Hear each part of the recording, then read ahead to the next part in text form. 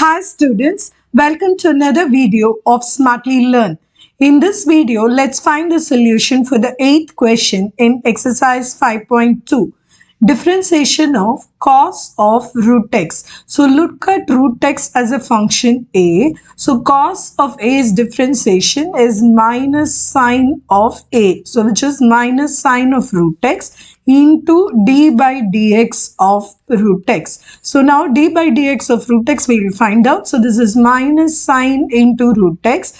D by dx of root x will be 1 by 2 root x because x to the power half is root x. So after differentiation it is going to be half into x to the power minus half, that can be written as 1 by 2 root x. So this is what we'll supply. So this final answer will look as minus sine root x, the whole thing divided by 2 root x. In the next video, we will find the solution for the 9th question in this exercise. See you in the next video. Bye.